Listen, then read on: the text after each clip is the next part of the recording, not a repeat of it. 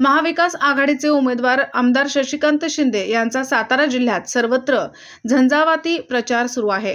यानिमित्त आज राष्ट्रवादी काँग्रेसचे ज्येष्ठ नेते खासदार शरद पवार यांची पाटणमध्ये जंगी सभा मोठ्या उत्साहामध्ये पार पडली। या वेळेला हजारो कार्यकर्ते या सभेला उपस्थित होते। सातारा जिल्हा हा नेहमीच पुरोगामी विचाराचा जिल्हा म्हणून ओळखला गेला आहे। तर या जिल्ह्याने स्वातंत्र्यपूर्व काळात देशाला स्वातंत्र्य मिळवून देण्यात मोठे योगदान दिले आहे।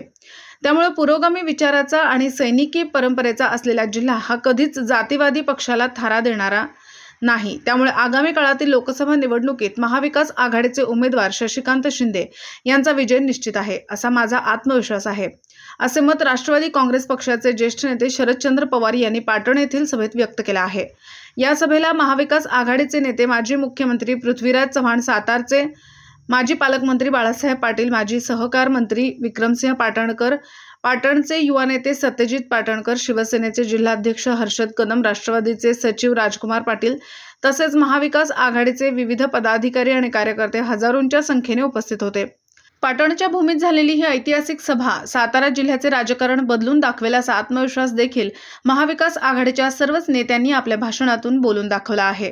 आजच्या सभेला मिळालेला प्रतिसाद पाहता आमदार शशिकांत शिंदे नक्कीच सातारा जिल्ह्यातून खासदार म्हणून निवडून जातील असा आत्मविश्वास देखील सर्वच नेत्यांनी आपल्या भाषणातून बोलताना व्यक्त केला आहे। सातारा लोकसभा मतदारसंघाची निवडणूक सातारा जिल्हा हा देशाचा एक अग्रगण्य जिल्हा आहे। स्वातंत्र्याचा कालखंड जेव्हा होता गुलामीमध्ये आपण त्यावेळेला देशामध्ये स्वातंत्र्य मिळवण्यासाठी ज्या जिल्ह्याच्या लोकांनी प्रचंड त्याग केला, इतिहास निर्माण करून केला, त्याच्यामध्ये सरकारचा भूमिका करावा असेल। अनेक मान्यवर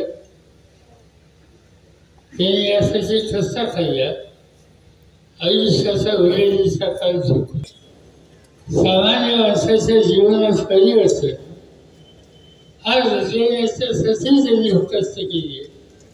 47 नंतरच्या काळात त्याच्यामध्ये पुन्हा सरकार जिल्ह्याचा उल्लेख करावा लागतो आणि त्याचं महत्त्वाचं कारण या जिल्ह्याच्या जुन्या सरकारचा एक सुपुत्र यशवंतराव चव्हाण यांनी स्वातंत्र्य सांगितल्यामुळे या निवडणुकीमध्ये आम्ही काय करणार त्याच्यामध्ये मागणी केली की चव्हाण साहेबांना भारत रत्न द्या।